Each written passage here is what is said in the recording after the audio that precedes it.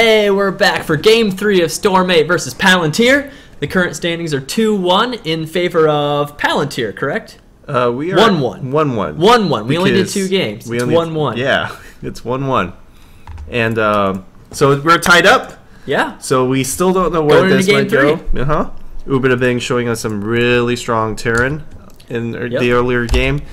And taking that for Storm8 now. So let's get this started. In the bottom left, on Howling Peaks, we have Storm8 Final Book. And on the top right, we have the Blue Terran Palantir X-Scope. That's right. We still need the laser sound effects for when you're like trying to zoom into the command I've got to center get some things that'll whoosh in from the side. Maybe some player name. laser light show or something. Yeah, really maybe cool. working that Control W. I'll put that on my to-do list for next time. But either way, TVZ coming right up in the heart of the swarm. We are a small production studio here at my apartment. We don't exactly have a crowd of people working for us. No. Although I would appreciate it if you want to sign up for that. You know, let me know. So yeah, we'll go into this game. 1-1, tied up. So this game is for the advantage, going into what could be the last game, what could be the game leading to the ace match. I always love watching the ace match. It really makes things really excited. It is super cool. Yeah, I mean, it's just so much on the line here. Oh, it makes a star. Makes a star before I make a star. His is better than mine, though. This is why it's a massive star. That's why. That's why he's playing for a team in the A-League. So Zergs are scouting earlier these days. Any reason for that? Any like new shenanigans that Terran can come up with? I don't know. It might just be sort of beta twitchiness, like nervousness about new builds or something. Because it's like some people are embracing it, trying new things, which is scary, and other people are saying, "Screw it, I'm a 2-Rax."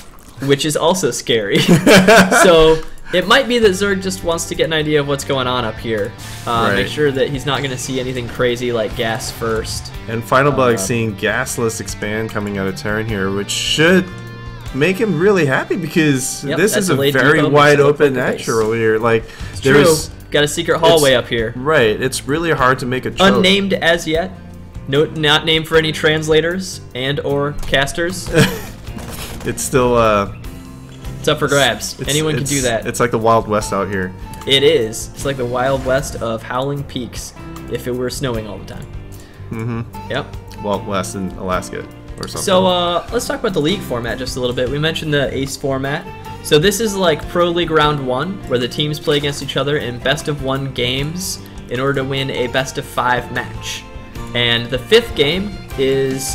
It's known what map we'll be playing on, but any player, including players that have already played in the first 4 games, can play for the ace match. They can even switch races, which I think we've seen in previous seasons. Yeah, we've definitely seen. Got stuck a little on that. What is a rock doing in the middle of the map? That is like an interesting. Yeah, it's just a little decorator. I know, I don't know. But it's in the middle of the map. It's like putting a tree in the middle of a soccer field. Yeah. It's like, why do that? I don't know. That'd be a horrible idea. It's like it's that or the best idea. That sounds like bunker. A lot of YouTube videos at once. What do you think of that bunker placement there, King? Well, I mean, I think that's pretty good. So you see people do this bunker over between the ramp and the gas because it's harder to surround. Zerglings will have to take a path all the way around. Center. So it doesn't cover the command center exactly, but it makes a short place for the SCVs to retreat over here, which makes it a pretty good idea. Cool. All in all, he's counting on being able to pull his SCVs fast and then block off this area, which means that this bunker will have a very little surface area, and as you can see, he's putting that depot in front, make it even less surface area, so it's basically impenetrable to lings. And that's what a Terran wants. Yeah, that'll be some good defense right there, but I don't think he needs it because Zerg is not building any offensive units just yet. Just focusing on drones, focusing on economy. And with these 2 gas that the Terran is building, he's going straight to double factory. You can see him building the reactor here on 1 barracks, and this tech lab will be floated down shortly. So we should see a lot of mech out of Terran this game. Awesome. And Zerg still not getting a third just yet, opting to instead get some roaches. Get up to lair, maybe? No, not yet. Taking gas taking right gas now. just now, so it'll be a while till he gets to lair. Right. And really a little bit till he can build some roaches, but maybe a few once that is built. Wow, but probably just trying to power up in drones. Trying to get that early econ lead and try to apply some pressure to Terran. And I like this scout here. He's got a Marine patrolling at this third and an SCV patrolling at this third, so no matter where Zerg takes his next expansion, barring, you know, some craziness over here or here, Terran will know what's going on. Absolutely. Terran getting siege tanks. You don't need the siege tank research to have it in siege mode anymore. So there we go. Instantly sieging up. Yeah. As you can see, it doesn't even exist over here. I know. Just blue flame and that fast mine burrow, which is super cool. And allows them to burrow in 1 second. And spider mine. So Terran being in a very strong defensive position right here. Ooh, and Zerg did try to take a third at that forward base, and the Marine denies it. His Queen nails the Marine. Oh, and you can see those new physics. Yeah, I love the new Marine physics. flying forward. They're fantastic. And the Zergling comes just to check it out and be like, oh, he's already dead. I don't have to do anything. Yeah, and you can see these Widow Mines preventing any Ling run by from coming in through this secret hallway over here. Anything that comes in there will be destroyed in this area before it gets to the SCV line. And it does have quite a bit of splash damage. I think it's not quite enough to kill a Zergling in 1 hit. Is that correct? So what's the new... it is enough. It is enough, no. Oh, what happened there? A Zergling died. Did it take an SCV down with it? That would be pretty epic. But, so what do you think the Zerg is going to go for in terms of tier 2 units?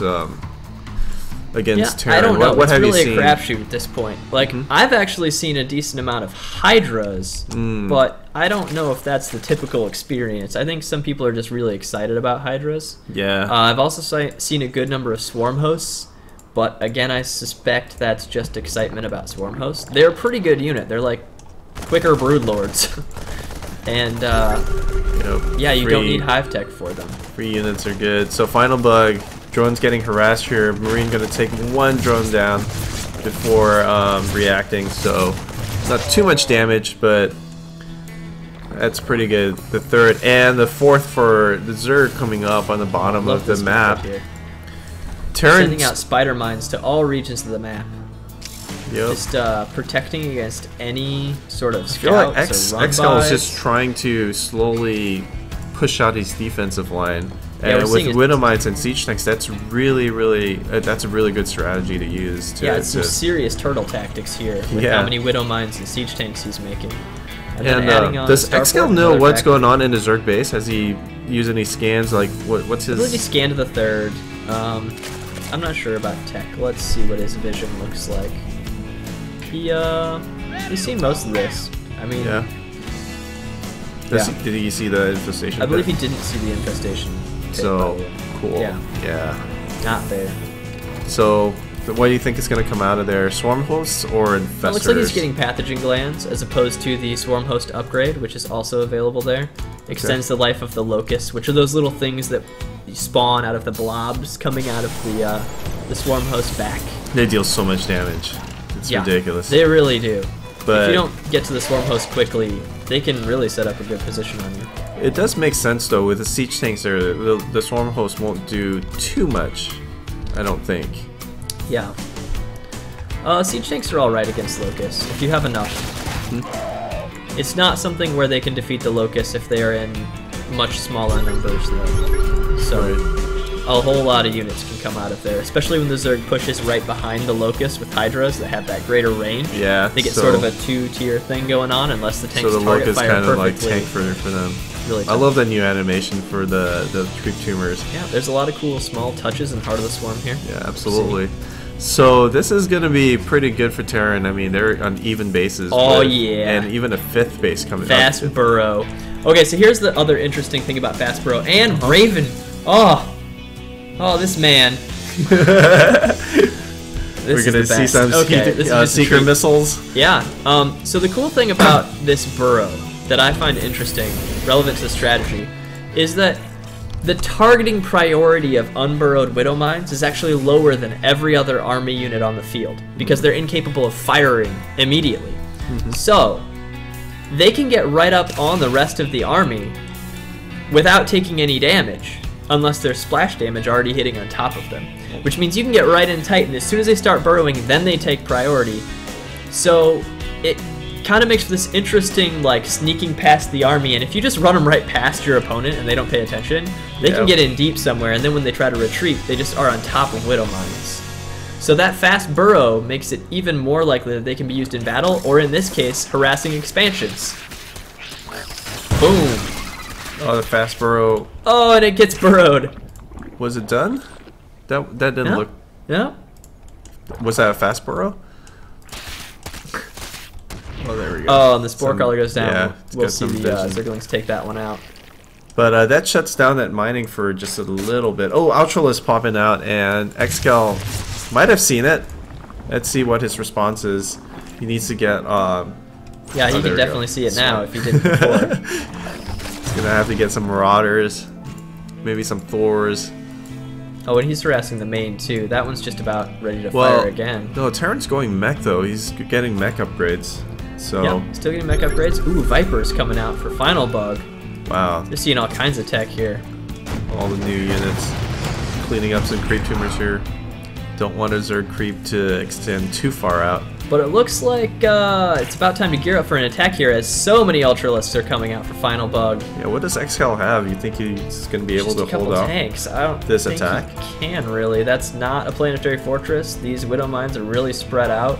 Yeah. Great Aspire coming up for the Zerg. So, oh, and Final Bug decides not to attack just yet. Yep, he's going to hold back, probably wait for Max. He's still at 150 to Terran's 170. So Terran looks like he's in the lead here, and he does have a slightly higher army supply and a whole lot of workers. Consume, what a great spell. Fills up the mana of the Vipers really quickly. I saw DRG doing this in a show match where he built a whole bunch of extra Evo chambers to make basically mana banks for the Vipers. They can consume a building and gain about 50 mana, I believe. Yeah, 200 life over 20 seconds, converting damage into 50 mana. There we go. So XCal sees absolutely everything, the army composition of the Zerg army, and in response, Seeker Missiles and Thors. Oh, this is, I think they're going to engage pretty soon. This is going to be exciting. What's the unit count look like? Oh, Ultralisk moving in, Widow Mines taking off. So many Seeker Missiles. Tanks firing on all the Ultras, and Zerg army just melts. I think there's just too much. But blinding cloud over the tanks mean they can't fire until the Ultralisks are on top of them. Wow, that's a great really use clever. of that spell. But the Thor's pulling through, so... Yeah, the Thor is doing quite a bit of damage. And the Seeker Missiles took out way too many Ultralisks Ultralisks at the beginning of the battle, so they weren't... Oh, in the meantime... Get a Hellbat attack. Hellbats hanging out in the mineral patches. I like how he moved them to the little chokes. 25 units killed. Wow. Yeah. In that little attack. So looks like he'll clean him up with a couple. Yeah, XCal looking to be in a really good spot here. No problem for the Ultras. But XCal or Final Bug is behind in work account, behind in bases, yeah, and that's never a good spot for Zerg player to be in. 193 to 115 in terms of supply. The tanks are moving in, and he'll take a good position up here in this choke. XCal at about 80 supply ahead of his opponent. Yeah, the Ultras are so far away from this attack. Is Final Bug able to do something here? It looks like he doesn't have enough. He only has those 4 Ultras and 2 Vipers. Yep. I don't Ravens know what storing he up could energy. try They to all have Seeker Missiles again. Yeah, the Seeker Missiles would just obliterate the Ultralisk, and this siege is doing so much damage to Final Bug right now. Right now. 2 more Ultras in production. A couple of Broodlords are out. Broodlords might do something to range. Might help. Barely get burrowed. And the Seeker Missiles are gonna go straight for the Broodlords. The Broodlords are gonna melt. The Broodlords all die. And one more salvo from the Thors. It takes out the Broodlords. Ultralisk cannot hang in there. There was just too much Thor fire, too much Terran mech. Yeah, and he's actually got those in Salt mode there. Wow, interesting. So, yeah, XCal doing a great job here. Just being aggressive and great defense early game, allowing him to get that many bases, to get the economy. And he kept all his Ravens. They have 50, 60 energy, so they've almost got Seeker Missiles again to knock out these Ultras. And a couple coming in from the back are going to nail a few tanks, clean up some of that mech.